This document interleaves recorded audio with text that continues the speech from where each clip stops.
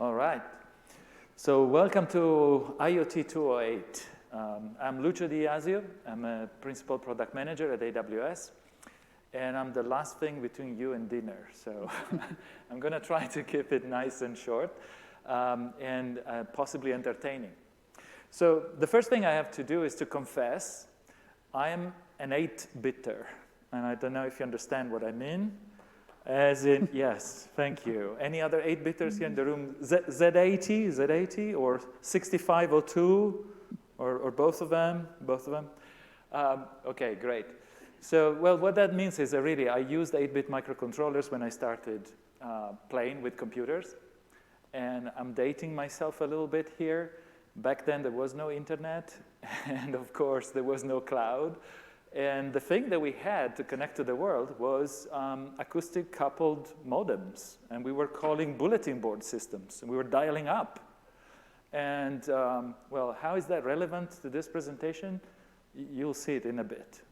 It makes sense, hopefully. Okay? So what I'm here really to talk to you about today is how hard it is actually to connect an embedded device to the cloud and whether that should be or shouldn't be, in fact. I'm not saying just connecting to the cloud. What I'm saying is connecting a device to the cloud. So in the agenda today, I will dig in a little bit, and I'll see why that is the case. And you might agree or disagree with me. And then from there, we'll talk about whether this is a good thing or a good sign of maturity for the IoT industry, and whether it should be better. And if this industry is really maturing, how things really should shape up if we want to accelerate and if we want to see the growth that we're all hoping for in IoT. And so for that, we have an idea, a little bit more than just an idea, and I'll show you today what that product is, and it's AWS IoT Express Link. And without further ado, let's get started. So let's see about this statement, connecting to the cloud is hard for devices, especially for embedded devices. So when we talk about developers, and I think I'm talking to developers, all of you here in front of me, we typically use the term, a full stack developer to indicate a very experienced developer, somebody that's really, really good, understands all level of complexity in an application, from the operating system to networking to databases, whatever, everything all the way up to your application at the very top of this stack.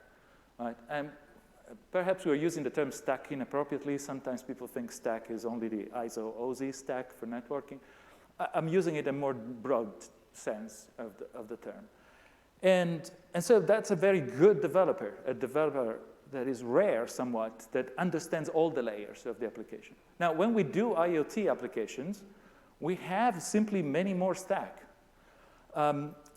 It is a taller stack. In fact, it's almost 2 stacks, one on top of the other, because when you're developing an IoT solution, you need to understand the server side of things, the cloud side of things, but you also need to understand the part underneath, I put it underneath, the device side of things. And you have to go down, down, down, all the layers, all the way down to the hardware almost, right? And it's a lot of complexity. And it's almost always a custom, right? Something that you have to master all through all these layers. Now, having these capabilities in a single developer, this kind of skills, is rare. And very often what is done, the way it's done is there's 2 teams of developers actually working on this. There's a team that understands better the cloud side of things. There's a team that works more on the device side. And in between the 2, there's a gap. And it's a deep chasm, right? It's a big gap. And it's very hard to jump from one side to the other. People do that. And probably many of you have done that.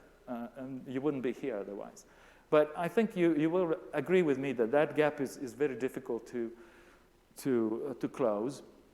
And that is because on one side, you might be using certain programming languages very different than from the other side. And programming paradigms that are very different. And tool chains that are completely different from the 2 sides. So in general, when you have this kind of complexity and so many layers of complexity, that's where vulnerabilities hide. That's where problems are hiding for you, and they'll come back to haunt you later. And the more of these layers, the worse things get. I'm not just talking of bugs or bugs per 1,000 lines of code. And when we develop an IoT connected solution, we typically add a ton of code on top of the basic embedded application. It's not uncommon to add something like 50,000 lines of code on top of what was your already pretty complex application in itself, just to get connected. So there's an ample space there for bugs and issues to pop in. And it's not enough to just get the thing working. Just, I'll make it connect. Great, I connected to the cloud. I connected this IoT device to my account. It's also something that you have to commit to make secure, and you have to commit to maintain for life of your product. So now you own it. All 50,000 plus lines of code there, even the ones you didn't write, of course. Many of those are libraries that you just included in your project and you hope are working. And all of that now is your responsibility for the life of the product for the next 10 years, 15 years. It's on you. So it's not really a pleasant situation. So I think things get even worse when we start talking about constrained devices. And my conclusion here is that, in a funny way, the full stack, the full IoT stack developer is really a mythical creature. I mean, and maybe there is some of you here are examples of those mythical creatures, but they're super rare. And this mythical creatures, these developers, really have an even harder life when they work on constrained resources, right? When the embedded application can be now constrained in power consumption, can be constrained in size, physically has to fit inside a certain enclosure, has to live on a single battery for how many years, we don't know. You know, somebody stretches 10, 20 years with a single battery without recharging. Now, when you add those constraints to your embedded application, you're just amplifying all the problems because everything now gets worse. Everything gets much harder. And so whether it's I/O size, whether it is, you name it, resource constraining makes it just more miserable. And I met many developers that approach this and say, you know, yeah, I can do the full stack on a Raspberry Pi, where I have, you know, hundreds of megabytes of RAM, and I have a processor that can run gigahertz, and, you know, plenty of resources. But now repeat the exercise on a humble microcontroller. And it's a whole other music, right? It's a completely different kind of challenge. So it's not a surprise that we are reading, you know, how bad, you know, we're scoring when we look at the performance of the IoT industry. We keep reading articles that talk about, you know, how many projects fail, right? You start 100 projects, 75%, 60%, 40%, an enormous number anyway fail, and those are costly failures. And without even talking about the security aspects, without talking about the vulnerabilities, the issues that we see every day in the news, right? So I'm not going to go there. I think that perhaps the result of all this is further worsened, is turned into almost an insult in the end when you look at what all this work boils down to. So all those 50,000 lines of code that we talked about, all the complexity, all these layers of the stack, really go into just achieving the connection. So getting your device to connect securely to your AWS account. And that's just the beginning for the application. That's not the end of the application. So when we look at, say, any device, and we say it connects, we're looking at a sequence of steps, you know, very basic ones, and state machines, one's inside the other, right? And so first you achieve a connection to the physical layer. Maybe you are using a wireless connection. And so the first point is to get to your access point with your Wi-Fi. And then from there, go to the internet. So you need to run a TCP/IP stack. So you have a socket now where you're talking on. And now you have to upgrade your socket and make it a secure socket before you can finally try to connect to AWS, which means you have to do authentication. And it's mutual authentication. So first, to avoid a man-in-the-middle attack, you're going to do verify that the endpoint you're talking to is really an endpoint from AWS, and there's nobody in between. And then you provide your authentication credentials, and then AWS authenticates your device. So mutual. Now you've done that, great. Next step, you log into your MQTT broker, into IoT Core, for example. And that's another step, another layer. You have to authenticate there. You have to present your certificate. And up it goes. And after all this exercise, you just connected. Now the dance is just starting, right? Now your embedded device can finally start sending some meaningful data up or receiving commands and controls down from the cloud. And so all this work, all these boxes, one inside the other, all the state machines, all this complexity, and it's not related to your product. It's just the beginning. Your product differentiating elements start after all of this complexity, right? This is just a ticket, an expensive ticket you have to buy in order to get your connection to the cloud. And so we call it undifferentiated work because whether you're doing a refrigerator or a toaster connected to the internet, you have to pay the same ticket. The price to get connected is always the same. And it's irrelevant what were your best intentions and how you wanted to differentiate your product, because all your IP, all your knowledge, the expertise of your company start after this. And it's probably dwarfed in size by the amount of code that you're supposed to include just to get to that connection. So your application can be 10,000 lines of code, but you added 50,000 to get the connection done securely. So there is something fundamentally wrong in this. At least that's what I feel. But I think it's also something that others have felt before me. And in fact, I have the pleasure, actually today, to introduce you to the CEO and founder of Eden, Ryan Waltz. Appreciate it, Lucio.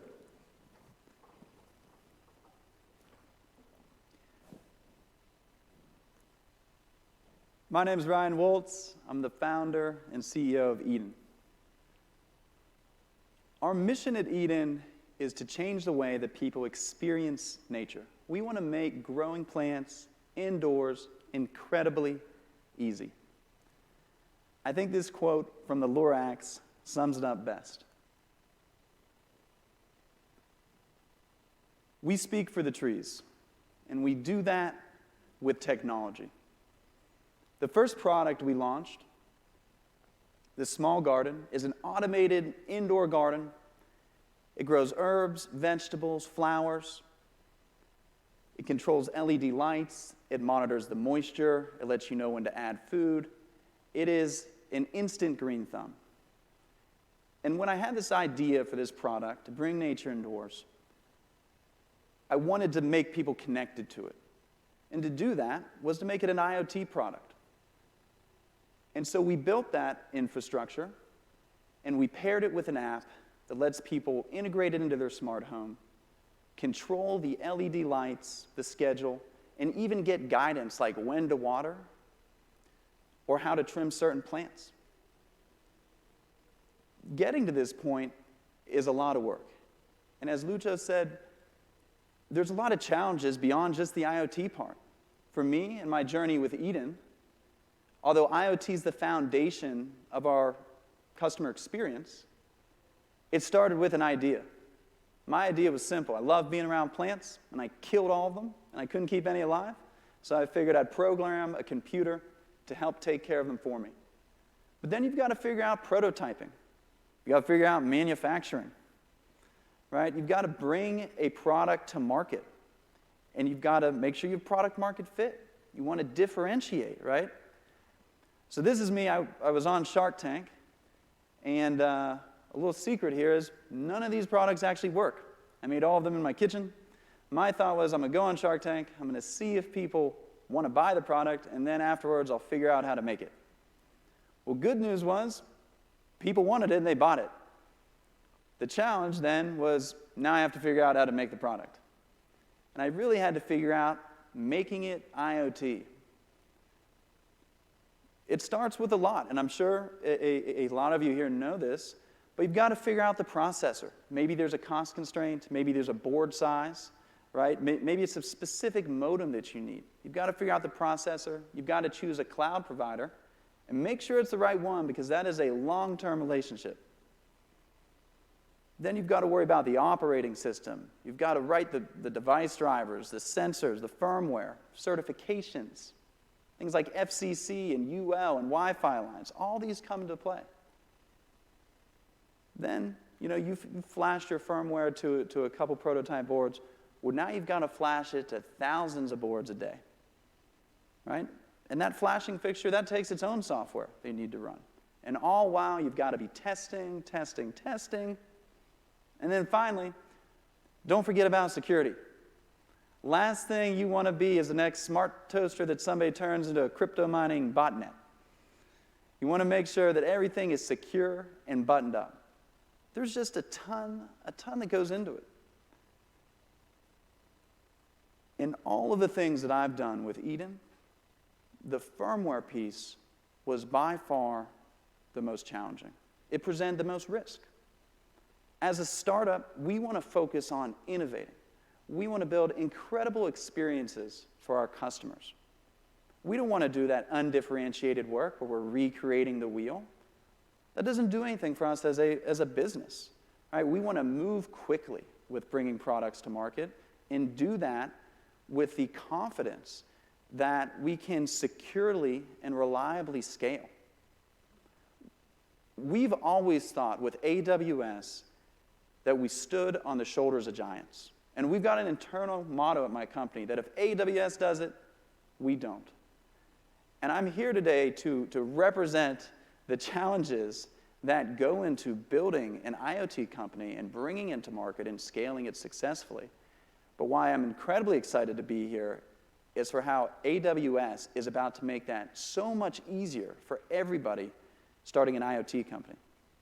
And with that, I'm excited to hand back the mic here to Lucio. Thank you. Thank you, Ryan.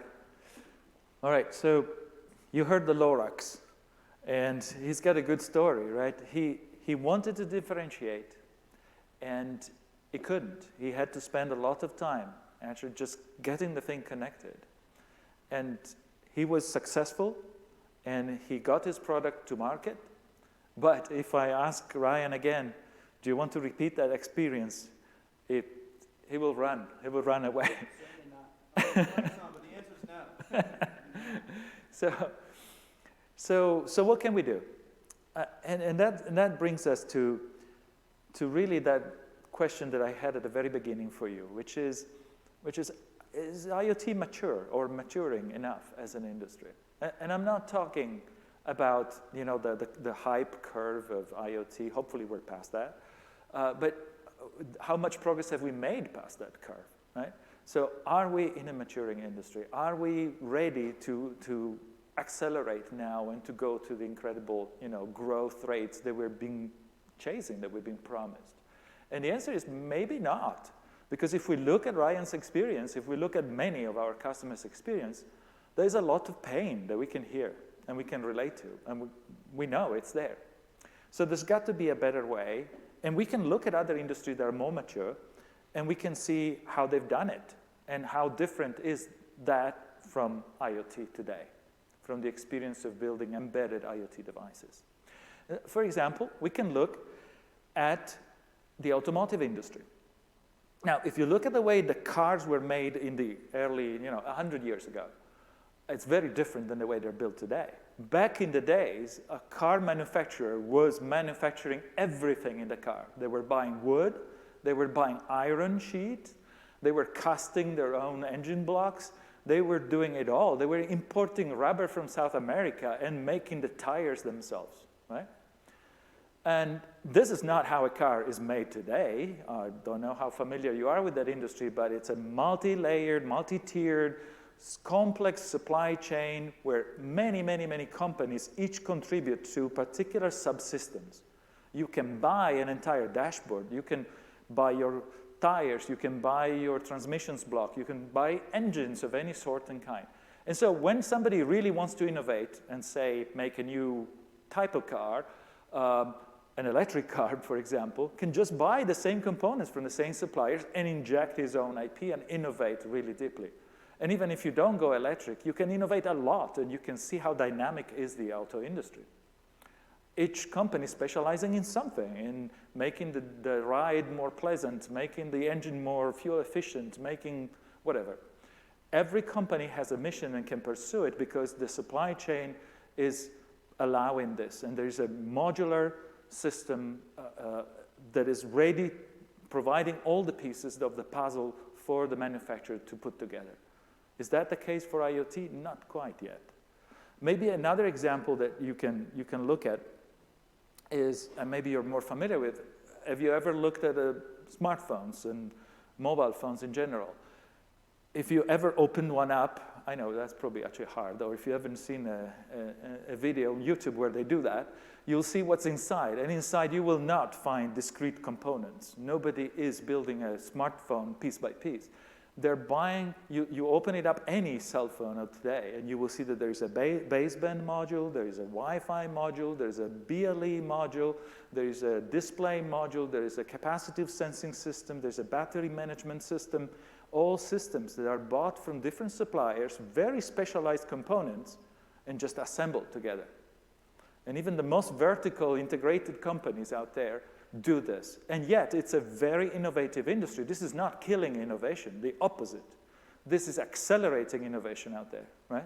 Because each company now can focus on what they're good at, in the differentiating part, what exactly Ryan was pursuing, and not the undifferentiated part of building a car or a cell phone. So, if we want to really grow IoT, I think we need to take a few pages from that book and grow IoT in that direction. We need to build on modules and subsystems, and everything that is undifferentiated needs to be packed together and offered as a module, as a system that can be easily pieced together with the other components, letting you to innovate instead of having you repeating the same exercise over and over.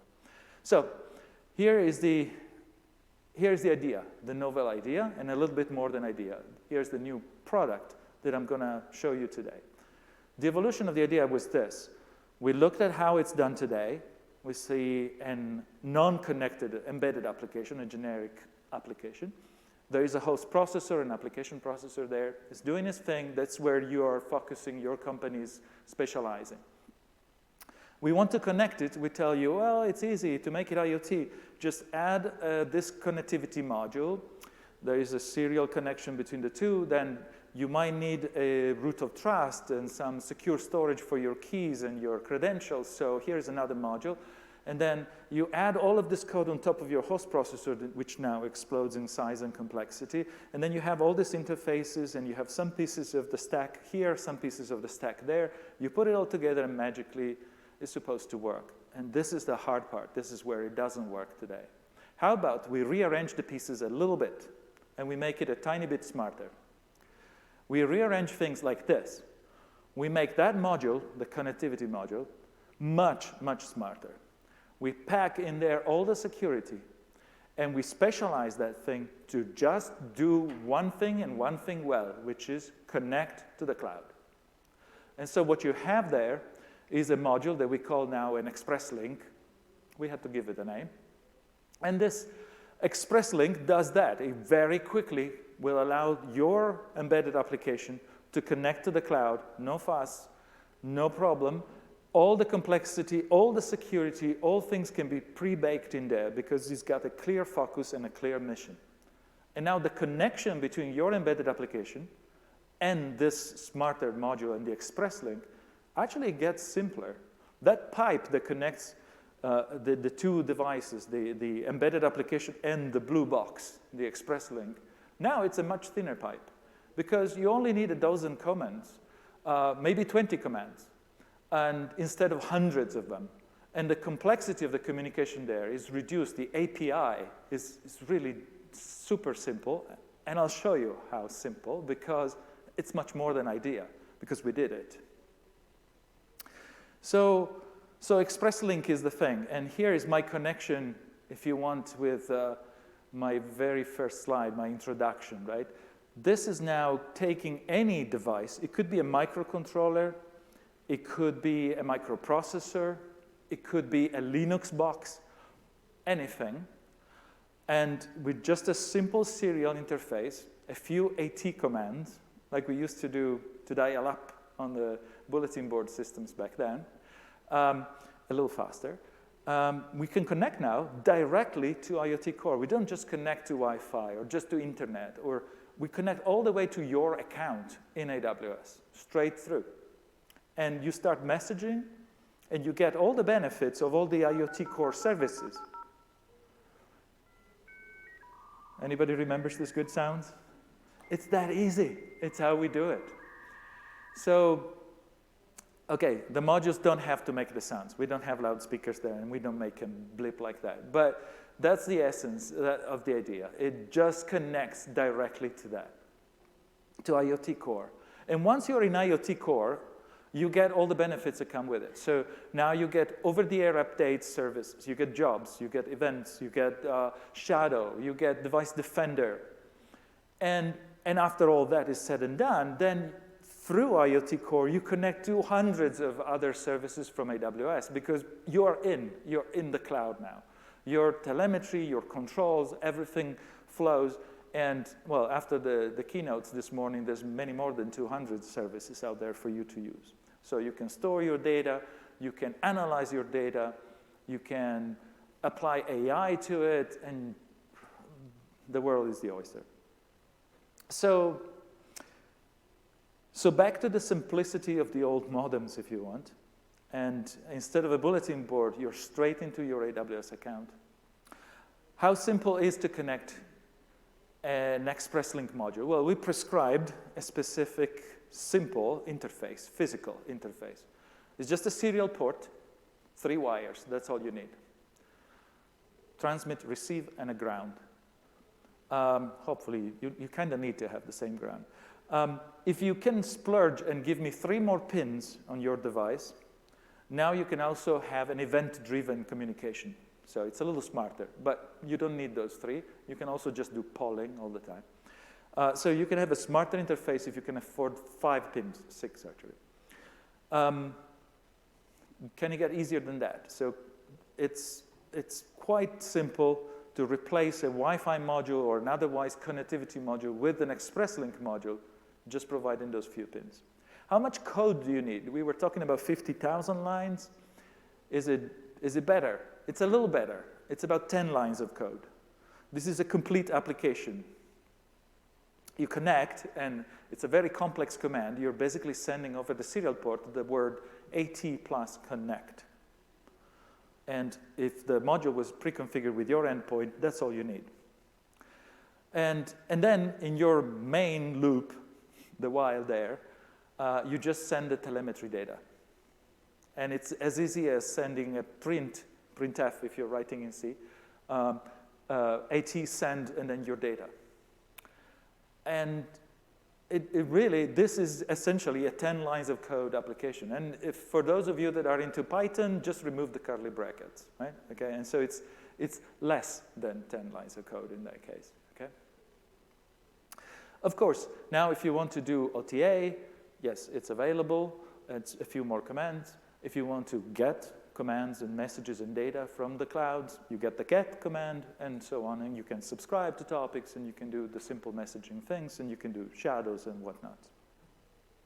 So another great benefit is not only that, obviously that ridiculous application that I showed you there that does, but it does telemetry already, right?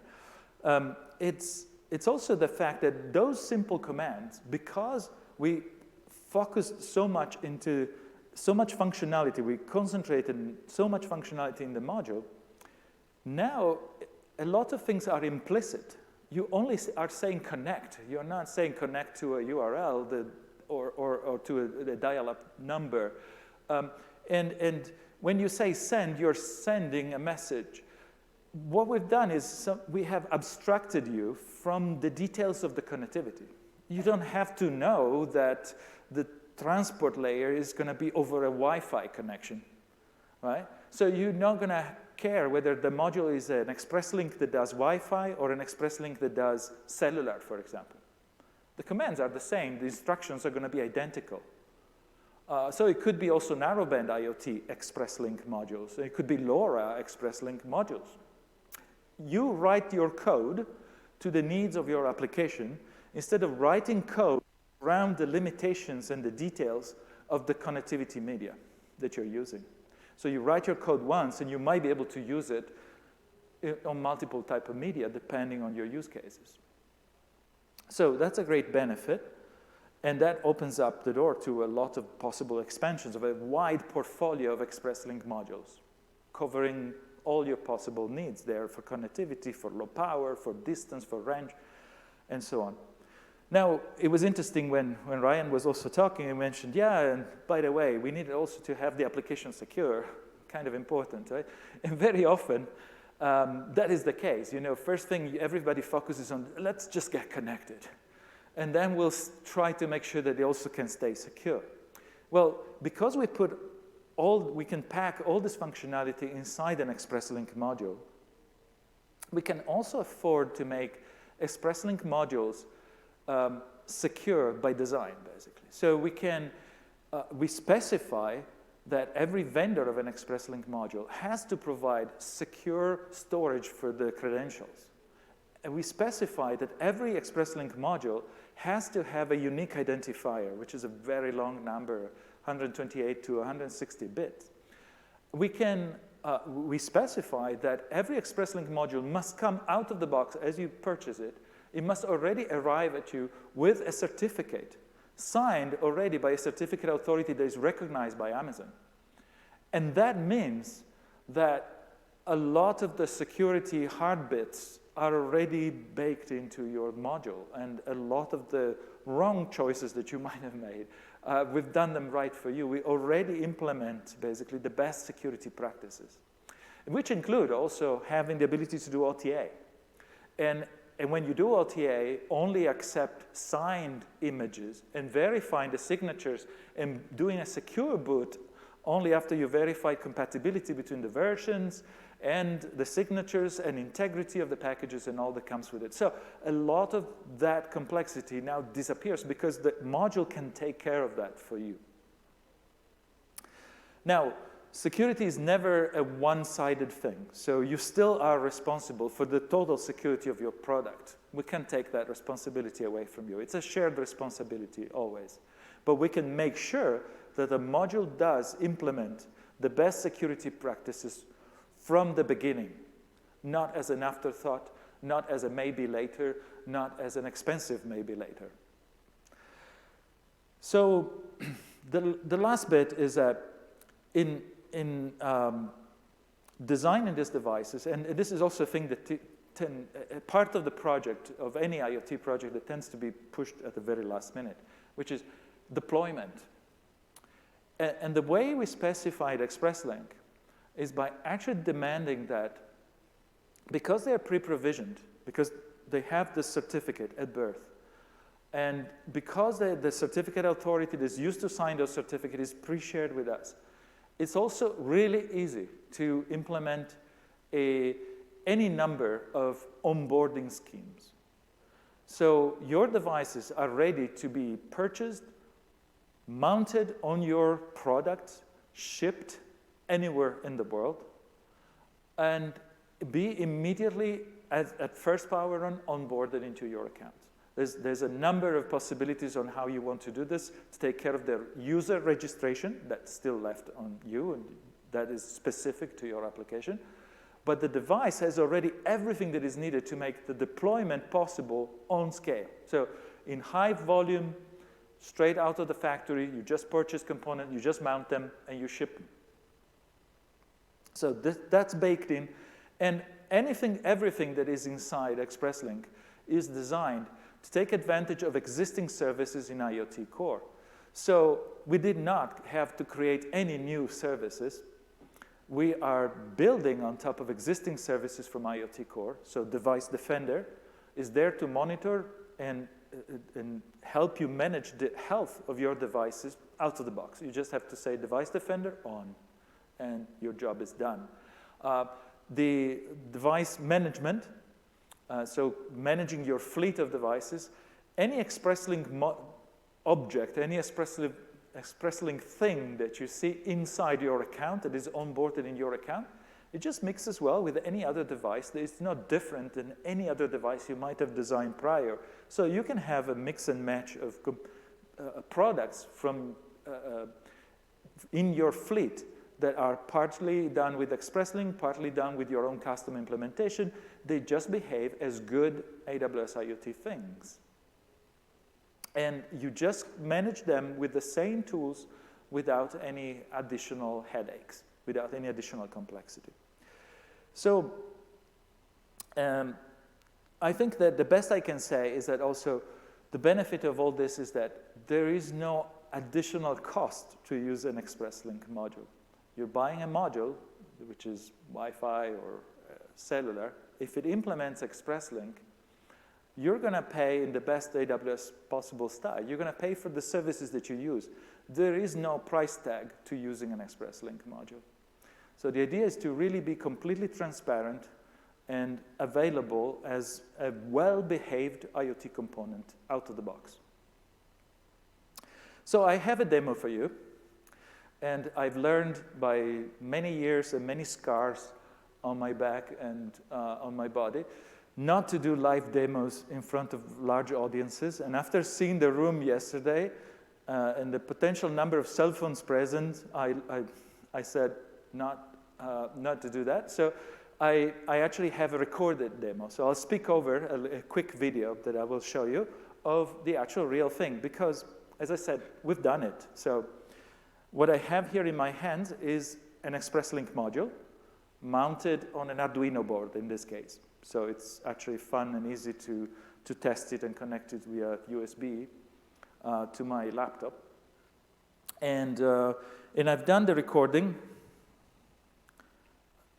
of this module connecting on my laptop directly to my AWS account, my private AWS account that I use for experimenting. So voila, here is the video. So that's the module you've seen connected to my laptop. I'm using a terminal application, so I'll pretend to be the MCU, the host processor, talking to ExpressLink. And I'll type myself the command. So the first thing I'm typing is AT plus connect. And in a second, you see that it says, OK, connected. Done. So hey, all those tribulations, remember all those steps, 50,000 lines of code, done, connected, that's it. And so now I can start setting topics and I can start sending data. I can start sending telemetry. And I'm doing by hand those 10 lines of code, basically. I'm executing that program. Here you see me going on the MQTT test on my IoT Core console. And I'm just setting a hash as a topic so I can subscribe and see any message coming in. And then I send the data. And you see that the data has arrived on the topic. The topic was data. And the message is there. And I'm a very poor MCU, so I'm very slow at typing some new telemetry data there. So the temperature has changed, and I sent it. And it's instantaneous, really. So from the time you type in something, it gets there faster than you can switch from one page to the other. And I've disconnected it. OK. I know, applause, please. But that was, thank you. That was 1 minute straight. And I did do the connection, and I did send a couple messages there, and some telemetry got into my account directly right there. I know, it's almost underwhelming. We were seriously thinking we should do something here to complicate and make it 3-4 minutes longer, because it's that simple. There's really nothing else to do. So replace me typing those things on a terminal with anything. You can put any microcontroller, even a teeny tiny 8-pin, 8-bit microcontroller there can now connect to my account in the cloud and securely connect and send secure data across. So it's quite a thing. Thank you. So I think what I can spend a few more words on is to show you that, well, it's much more than just a little demo that Lucio did here. So it's much more than one little prototype. Yes, this is a preview. But you know what? We spoke with some partners of AWS that I will reveal in a second. And as soon as we told them we were going to do this thing, they jumped on it. They were so excited that, it's been a fantastic experience working with them. And what they did is they eventually pushed us to work even faster and harder than we were planning to. So our idea was to actually start offering ExpressLink, as I showed you here, with a Wi-Fi connection. But hey, our partners were really enthusiastic about this thing. So here is who they are and what they did, and what they are offering today, and it's available in preview today as real product. So you have Espressif that implemented promptly a Wi-Fi module, 2.4 gigahertz module, using actually their ESP32C3, which is a RISC-V based processor, just for a little detail there. And that's available today. Infineon also implemented a Wi-Fi module, 2.4 gigahertz as well, and they call it the iRock, and it's also a derivative of one of their most popular Wi-Fi modules out there, and produced in millions of units. And then there's u-blox, which is also a very known, very popular of AWS partners, very well known in the module in the connectivity modules world. And I tell you, they were excited. So two ExpressLink modules came out of them. One is a Wi-Fi, the other one is a cellular module, LTE-M module. So, and both are derivatives of existing high volume production modules. So one is a SARA R5, which is a cellular unit that is already available, now qualified for ExpressLink. And the other one is the NORA W2 or 256 in this case, supporting ExpressLink. So these four modules have been fully qualified, tested, and approved by AWS according to our specification, technical specifications, the implementation of our command set, and all the security rigorous testing that we're demanding from them. So, how's that? Is that interesting? I think, not too bad, not too shabby. Okay, I have more good news, and that is that all four modules also have an evaluation kit ready for you to use, and it is available today. And so each one of them has chosen a slightly different form factor. So some of them have chosen to go Arduino compatible, similar to what I was showing you earlier. Some of them have gone like a USB stick, and it goes straight into your USB port. The Infineon one uses a USB-C adapter, so if you have a Mac like me, actually that's really interesting. And as you can see on the right side, you see the cellular one from u-blox. That one has big antennas you can attach there, so you can test long-range cellular applications and test that out. So yeah, each one of them is available for purchase now from various distributors that they are working with, and ready for you to play with. So I see somebody taking pictures here and jumping, ready to order. So honestly, in conclusion, I think what we have here is something very, very interesting. Judging from the enthusiasm of our partners, I think this is something that the industry really needed, and I think it's something where we really have here had the opportunity to really innovate. And hopefully this is what we need to democratize, if you want, IoT and accelerate the growth and give every company the ability to actually connect to the cloud and do so still focusing all their time and resources on the things that matter to them. So on the differentiating elements of their design, innovation, and what's not, and the specialty, their true IP, their true knowledge.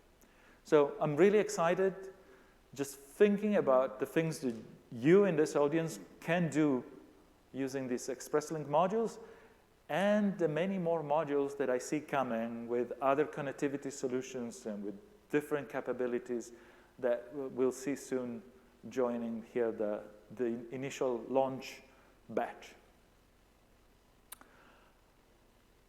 I was so worried actually to be the one thing between you and dinner, right? And to be too long, that actually I have time now for some Q&A. And so I think we can enable you with a microphone or something and see if we can do a little bit of that. How's that? Okay, super. You had a hand over there? Great. Do you retrofit that express link to like existing express modules, or is that like custom built?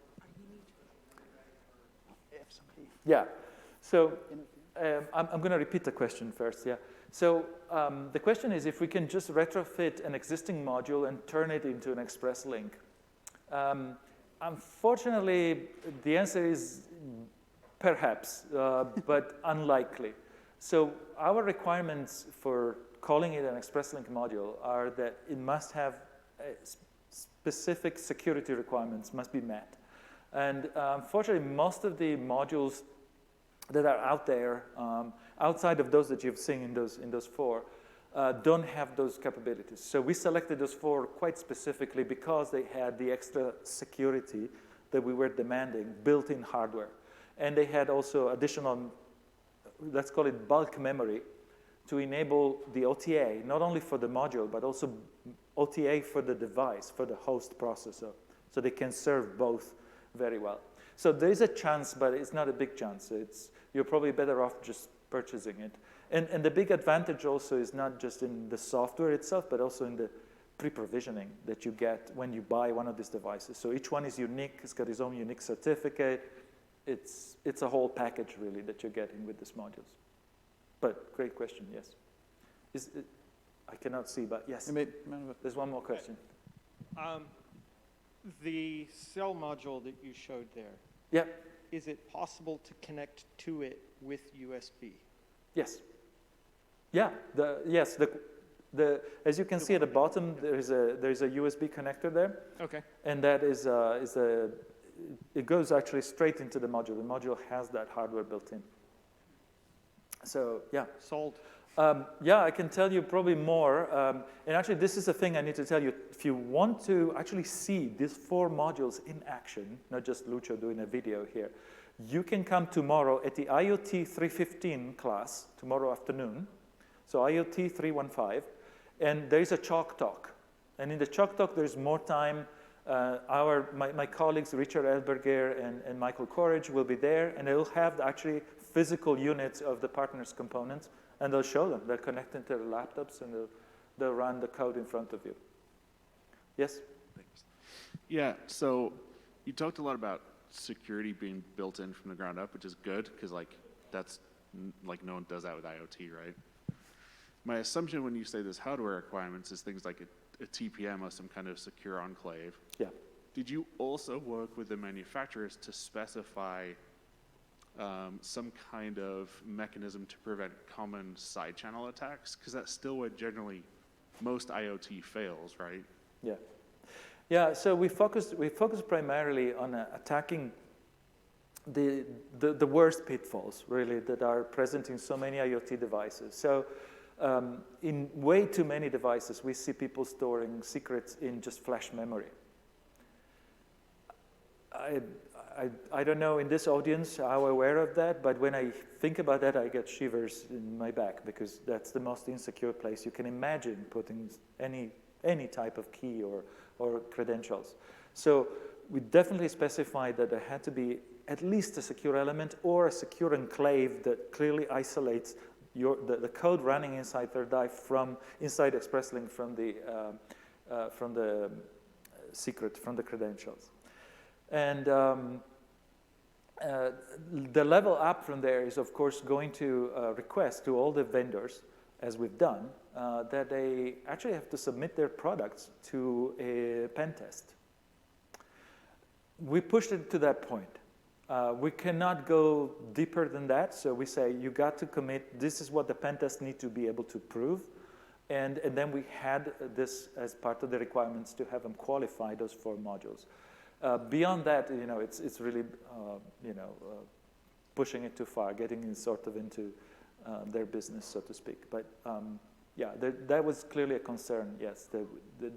We don't sell a product as secure when it doesn't really deliver on that promise that AWS really wanted.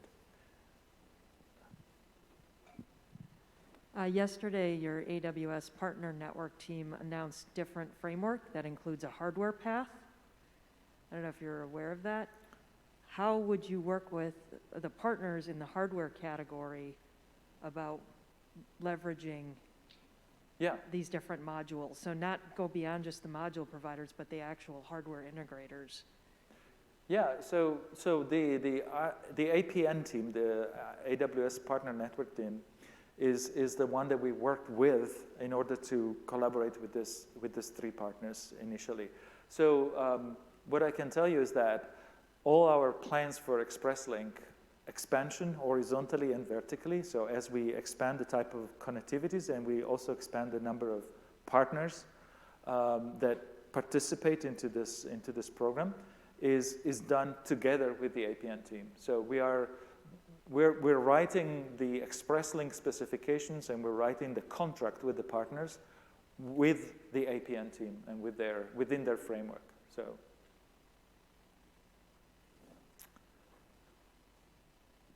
yes.